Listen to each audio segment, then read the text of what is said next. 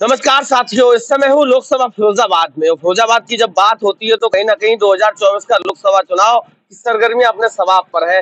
सारी पार्टियां पूरे दमखम के साथ चुनावी मैदान में आने वाली हैं। फिरोजाबाद की अगर बात करूं तो वर्तमान में सांसद यहाँ से भारतीय जनता पार्टी के हैं। समाजवादी पार्टी ने अपना प्रत्याशी घोषित कर दिया। मैं ये गांव में खड़ा हूँ, ये कटेना गांव है और कहा यह जाता है कि कम से कम 18 से 20 जातियां इस गांव में रहती हैं। यहाँ सर्व समाज के लोग खड़े हुए हैं। बात करने को और जानने का प्रयास करता हूँ कि वास्तविक 2024 का जो लोकसभा चुनाव है वो किस मुद्दे पर होने वाला है। क्योंकि 10 साल से मोदी जी प्रधानमंत्री हैं, 7 साल से प्रदेश में योगी जी की सरकार। बहुत सारे लोग यहाँ खड़े, युवा भी हैं, नौजवान भी हैं। क्या नाम है सर? वैसे नाम तो शिवकुमार जी है मेरा।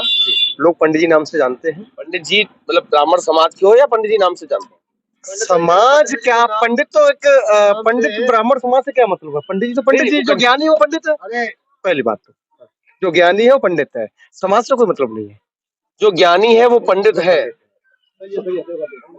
सुनिए, जो ज्ञानी है वो पंडित है, किसी भी जाति, किसी भी धर्म, किसी भी समुदाय का हो, किसी भी समुदाय का हो, कोई फर्क नहीं पड़ता। जो ज्ञानी वो पंडित है।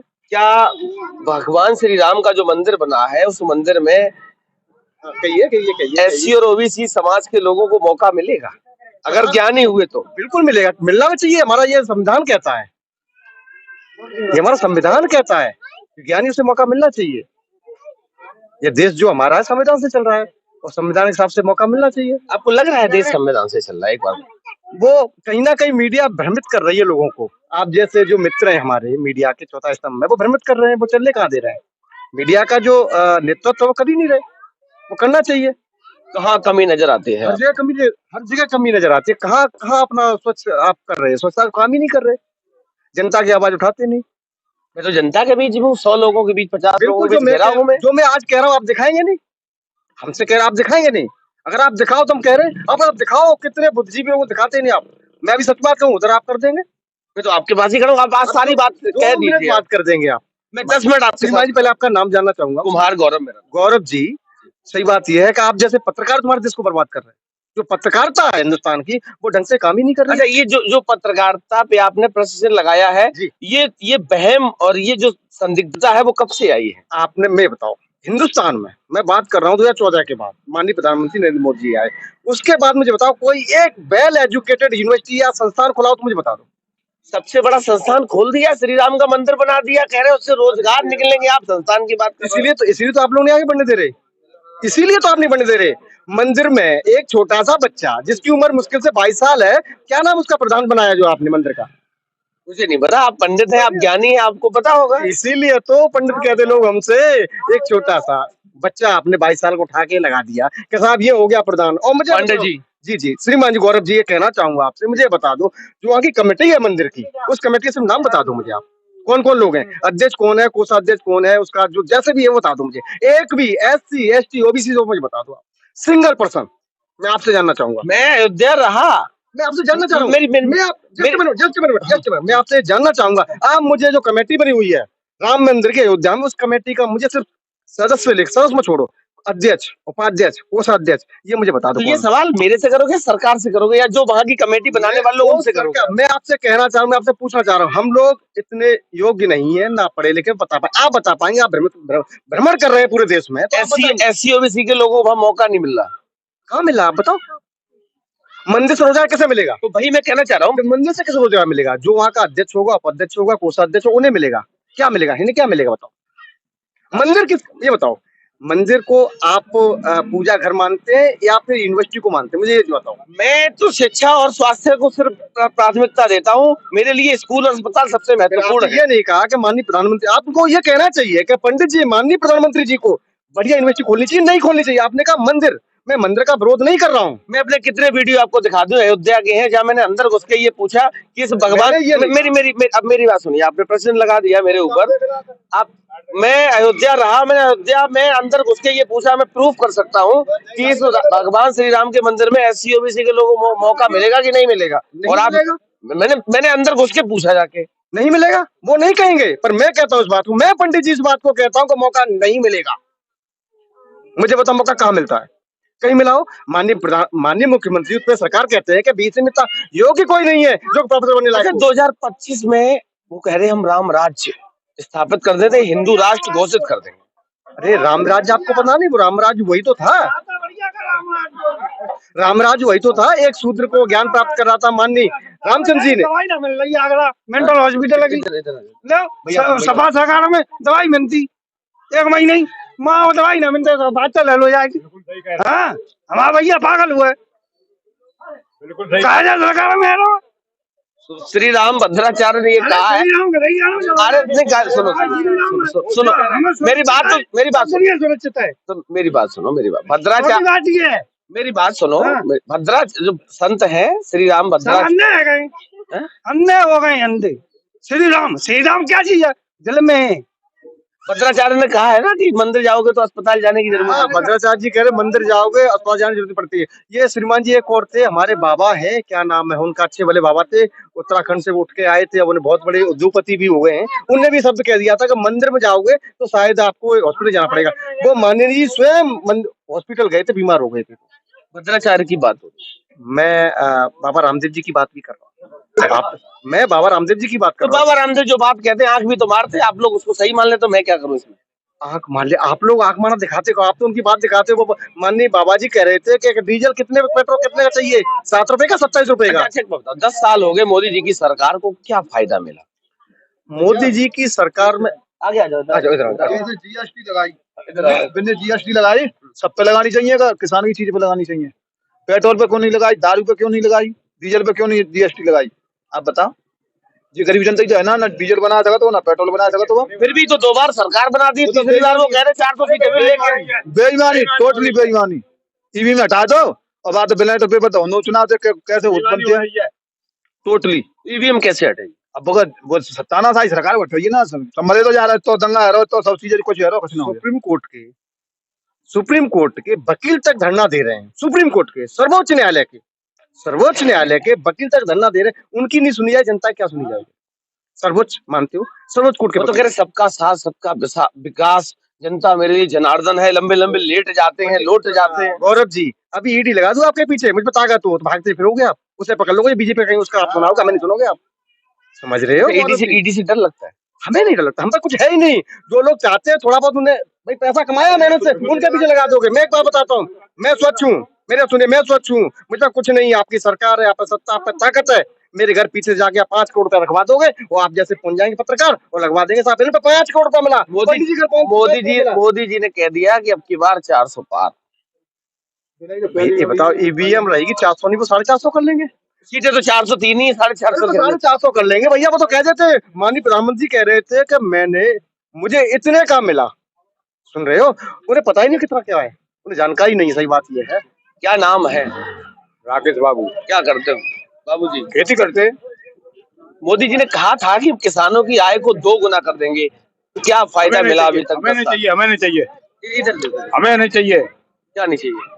आय 2 गुनी हमें नहीं चाहिए। क्यों?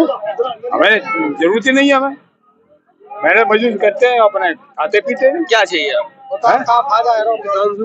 फायदा का है तो हमें क्या पता, आप बताओ। किसान तो आप नहीं आप जो कह रहे हो कि फायदा हो रहा 2 गुनी कर देंगे, 1000 रुपया मोदी जी ने दिए थे, वो भी किसी को नहीं आ रहे, किसी के आ गए किसी के नहीं आ रहे, हमारे यहाँ तक नहीं आए हैं? बताओ क्या फायदा हो रहा है। सरकार तो आप ही बना तो 2 बार प्रधानमंत्री बना तो फ्री बनाएंगे भाई। अच्छा हाँ, ये सरकार बना रहे आप कह रहे बेईमानी से बन जाती है। बेईमानी है बिल्कुल टोटली। और जितने खड़े हैं जाए तो हाथ उठवा लो ईमानदारी से, सुन रहे हाथ उठवा लो ईमानदारी। सरकार बेईमानी से बनती है? नहीं सरकार नहीं बेईमानी से नहीं बनती है, जनता भी है साथ। जनता साथ है, पड़ोसी साथ है, आप कह रहे मेरी बेईमानी से तो गए जनता साथ है उनके। अच्छा जनता क्यों साथ है इनको बता। अरे कुछ अच्छा काम किया होगा उनने, क्या वही किया हो अच्छा किया है। कोई तो पता तो होगा, पता तो चले। अरे हमारे साथ तो किया नहीं है, तो किसके साथ अच्छा किया? है ही नहीं है। तो किसके साथ अच्छा किया? जिसके साथ जो बिना के साथ हैं, बनिया है, ब्राह्मण है और हाँ इनके साथ तो अच्छा हो रहा है। ठाकुर है, मतलब जिनकी जातियों की सरकार है उनके साथ अच्छा हो। हाँ और आपके साथ? हमारे साथ तो नहीं हो रहा है साहब। हमारे साथ बहुत सारे युवा भी हैं, इनसे भी बात कर लेता हूँ। क्या ना भाग क्यों रहे हो? डर रहे हो क्या? क्या नाम? योगेश कुमार। इधर आओ, इधर रास्ता छोड़ो। क्या नाम है? योगेश कुमार। काम धंधा क्या करते हैं? किसान है, खेती करते हैं खेती कर लेते हो? इधर आ जाओ, घूम के दिमाग लगा लो। जी, खेती करते हैं। क्या खेती में क्या करते गेहूं, धान, आलू, कोई भी फसल हो सब फसल करते हैं, मक्का वगैरह। हैं? किसानों की आय को 2 गुना करेंगे, कुछ फायदा वायदा मिला? हमें तो सर कुछ फायदा नहीं मिला है, हमें कुछ फायदा नहीं। हमें कुछ कितने पढ़े लिखे हो? सर नहीं, 8-9 बजे तक। बताओ। हाँ, इधर आ जाओ।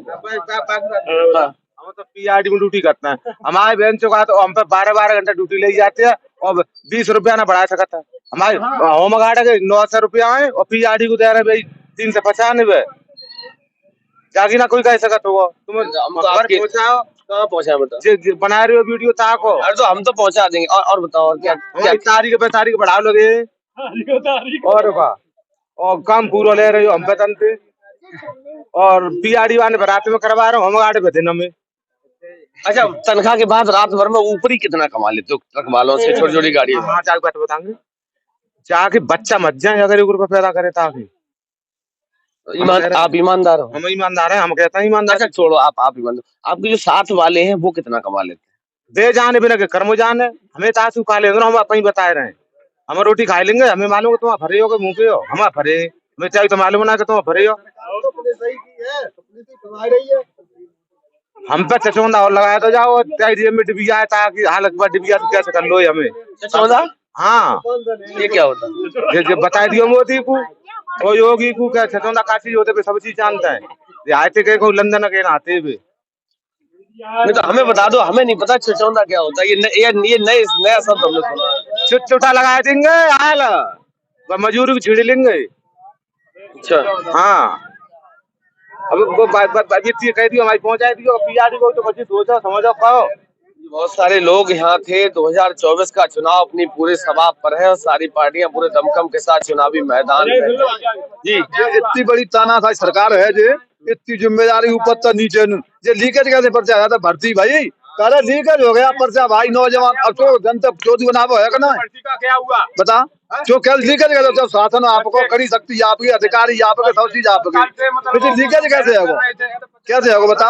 योगी जी ये कह रहे हैं कि उत्तर प्रदेश में इधर आगे उत्तर प्रदेश में योग्य पढ़े लिखे युवा है ही नहीं, हम किसको नौकरी दे दें? है ना तो फिर भर्ती काज निकाली तो सही ना तो निकालो ही नहीं काज सदी बना सब अभी तो कैंसिल कर लीक करा दी। मैंने काय करा चाहिए मैंने अधिकारी ये जो है सब अभी आप ही कह रहे हैं सरकार चाहती तो सरकार है अधिकारी है सरकार है सब चीज है पर लीकेज कैसे जाते जो सदी बनाए आम जनता के लिए आम अच्छा, 24 में इस बार क्या करोगे?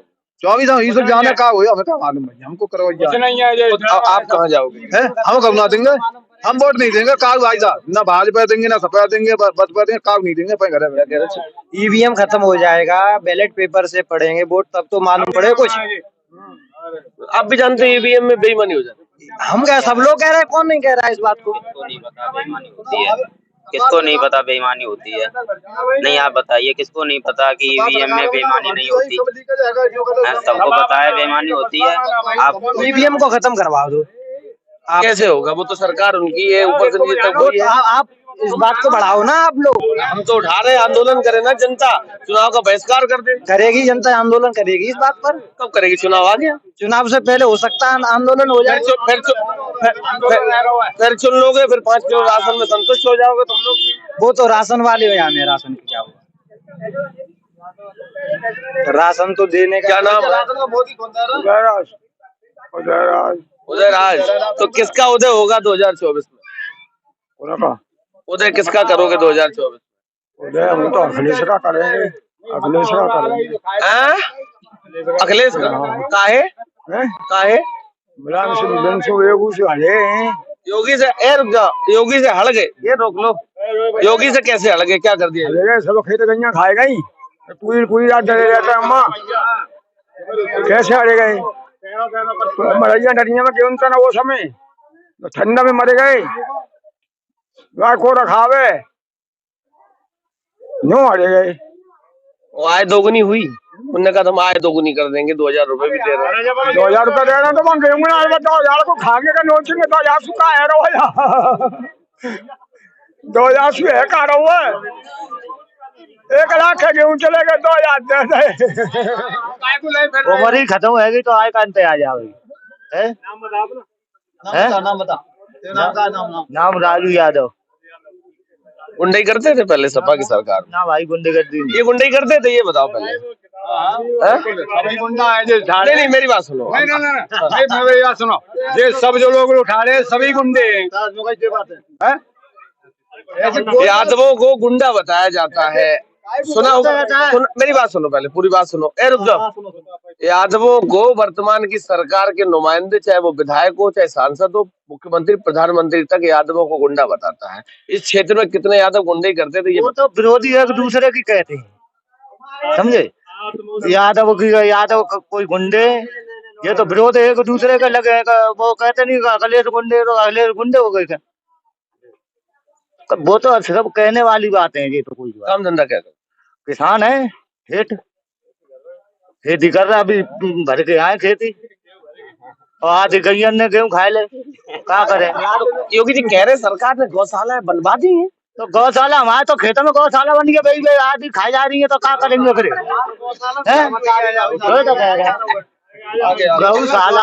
गौशाला थोड़ी देर में नहीं आ जाओ, हवाल देखिए तुम मिली ऐसे ही बताओ। हवाल घूमते भैया भाई, देखो थोड़ी आगे घूमते क्या हो ये बताओ। हम पढ़ाई कर रहे हैं, हम तो छात्र हैं। क्या छात्र, जब क्या पढ़ाई कर? हाँ, अभी तो ग्रेजुएशन कर रहा है। कौन सा ईयर है?